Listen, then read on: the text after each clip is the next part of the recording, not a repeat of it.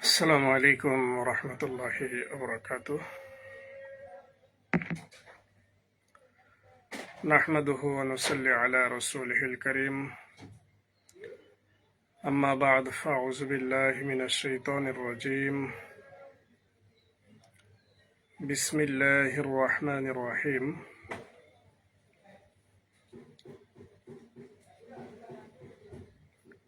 ما يلفظ من قول إلا لديه رقيب عتيد.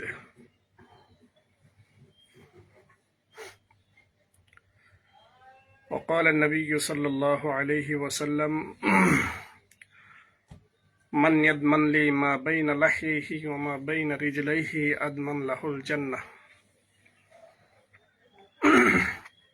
صدق الله العظيم.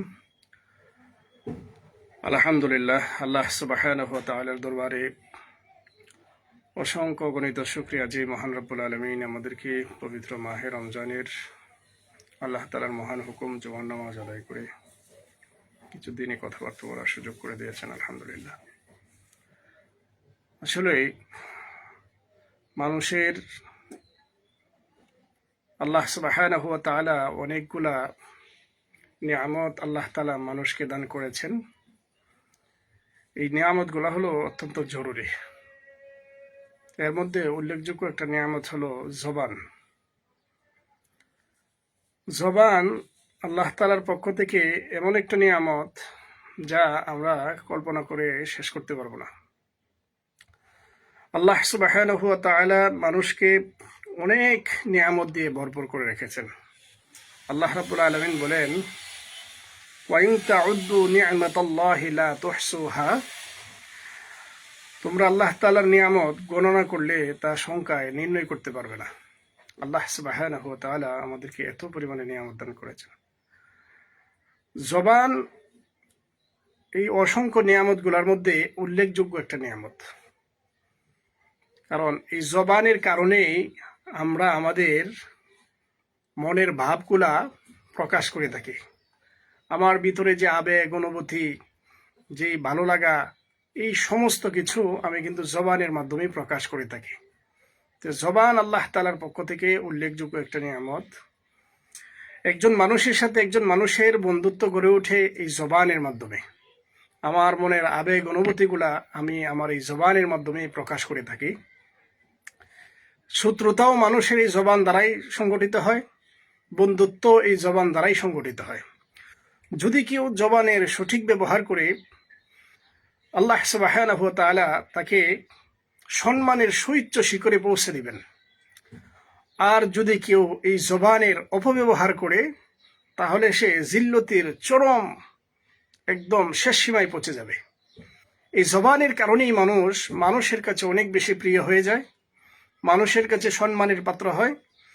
আবার এই জবানের কারণেই মানুষ অনেক বেশি লাঞ্ছিত হয়, অপদস্থ হয়, অপমানিত হয়। রাসূলুল্লাহ সাল্লাল্লাহু আলাইহি ওয়াসাল্লাম বলেন, মান ইয়াদমান লি মা বাইনা লাহিয়াইহি ওয়া মা বাইনা রিজলাইহি আদমান লাহুল জান্নাহ। রাসূলুল্লাহ সাল্লাল্লাহু আলাইহি ওয়াসাল্লাম বলেন, যে ব্যক্তি আমার জন্য দুই চোয়ালের মধ্যবর্তী এবং দুই পায়ের মধ্যবর্তী বস্তুর জিম্মাদারি গ্রহণ করবে, আমি রাসূলুল্লাহ সাল্লাল্লাহু আলাইহি ওয়াসাল্লাম তার জান্নাতের জিম্মাদারি গ্রহণ করব। সুবহানাল্লাহ।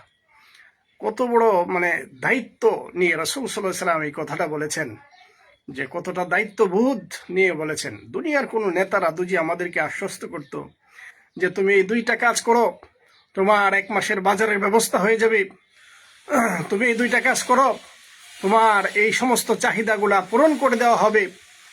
দেখতেন আমরা লাফায়া ওই নেতার পেছনে পড়ে যেতাম এবং সে যেই কাজটা দিছে এটাকে পুঙ্খানুপুঙ্খানুভাবে পালন করার চেষ্টা করতাম।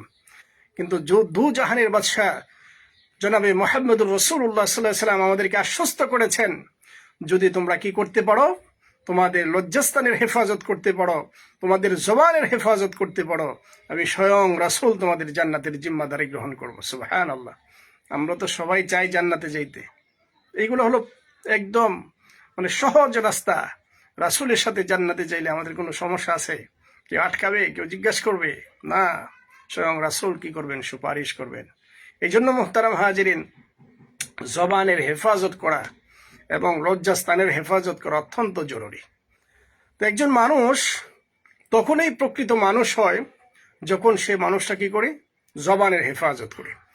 আজকে দেখা যায় আমাদের সমাজে আমাদের সব থেকে বেশি পদস্খলন হয় জবানের। দেখেন, কথা বলার সময় আমরা মিথ্যা কথা বলি, এরপরে ওয়াদা দিয়ে ওয়াদা খেলাপ করি, মানুষকে কটু কথা বলি, বিভিন্ন মাধ্যমে মানুষকে হেয় প্রতিপন্ন করার চেষ্টা করি। আরেকটা বিষয় হলো, সমাজের মধ্যে সব থেকে বেশি পদস্খলন আজকে দেখেন কিভাবে পদস্খলন করতেছে, যে মানুষ জিনা বেবিচারের সাথে সম্পৃক্ত হয়ে গেছে। জিনা বেবিচার এইগুলা সমাজে এত বেশি বেড়ে গেছে যা কল্পনাও করা যায় না। পরকীয়া বলেন বা এই সমস্ত এই জাতীয় গুনার সাথে মানুষ বেশি সম্পৃক্ত হয়ে গেছে। এর অন্যতম কারণ হলো মানুষের মধ্যে আল্লাহ সুবহানাহু ওয়া তাআলার ভয় নাই, যার কারণে মানুষ এই সমস্ত অহেতুক এবং গুনার কাজে সম্পৃক্ত হয়। দেখবেন, একটা মানুষ যখন জিনার কাজে সম্পৃক্ত হয়ে যায় তখন ওই মানুষটা তার নীতি নৈতিকতা হারিয়ে ফেলে। এই জন্য রাসূল সাল্লাল্লাহু আলাইহি ওয়াসাল্লাম বলছেন যে তোমরা কি করো, দুই চোয়ালের মধ্যবর্তী স্থানকে কি করো, তোমরা এরকম ভাবে হেফাজত করো এবং তোমাদের দুই রানের মধ্যবর্তী স্থানকে হেফাজত করো। দেখেন, যদি কারো মধ্যে আল্লাহ তাআলার ভয় থাকে, আমি মনে করি সে কখনো জিনার কাজের সাথে সম্পৃক্ত হবে না। সে খুব সহজেই তার লজ্জাস্থানের হেফাজত করা কিন্তু অনেক সহজ। আমি মনে করি জবান থেকে লজ্জাস্থানের হেফাজত করাটা অনেক সহজ যদি সে মুমিন হয়, মুত্তাকি হয়। কিন্তু আমরা জবানের হেফাজতটা সঠিকভাবে করতে পারি না। আল্লাহ রাব্বুল আলামিন বলেন, মা ইয়ালফিজু মিন কাউলিন ইল্লা লাদাইহি রাকীবুন আতীদ।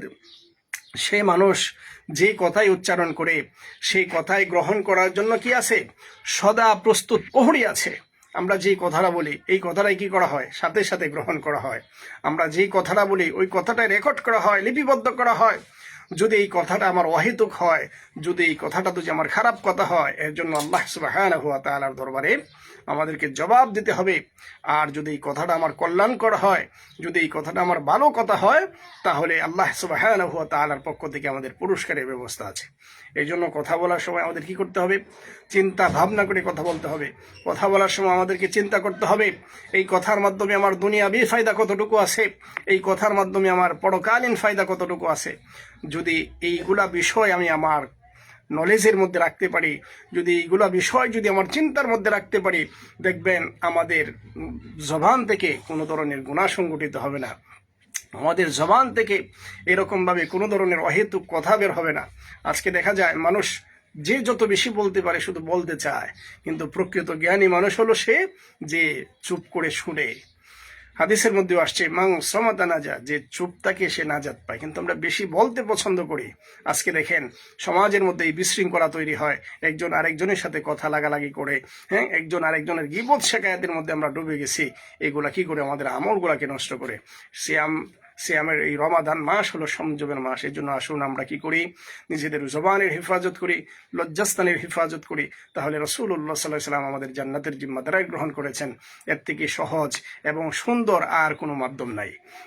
এই রমাদান মাস তো আসছে, মানুষকে এরকম ভাবে কি করার, সংযম, মানুষ কি করবে, তারা নিজেদেরকে নিয়ন্ত্রণ করবে, নিজের জবানকে হেফাজত করবে, নিজের কুপ্রবৃত্তিকে হেফাজত করবে, সব কিছু থেকে নিজেকে বিরত রাখবে। যখন মানুষ এগুলো সঠিকভাবে করতে পারবে তখন সে প্রকৃত মানুষ হবে। আল্লাহ সুবহানাহু ওয়া তাআলা আমাদের সকলকে এই সমস্ত কথাগুলো মেনে আমল করার তৌফিক দান এবং রমাদানের যে পরিপূর্ণ হকগুলো আছে এইগুলো সঠিকভাবে যাতে আমরা পালন করতে পারি, রমজানের হক যাতে আমরা আদায় করতে পারি। আল্লাহ তাআলা আমাদেরকে তৌফিক দান করুন। আমা তৌফিক ইল্লা বিল্লাহ ওয়া আখিরু দাওয়ানা আলহামদুলিল্লাহি রাব্বিল আলামিন। আসসালামু আলাইকুম ওয়া রাহমাতুল্লাহি ওয়া বারাকাতুহু।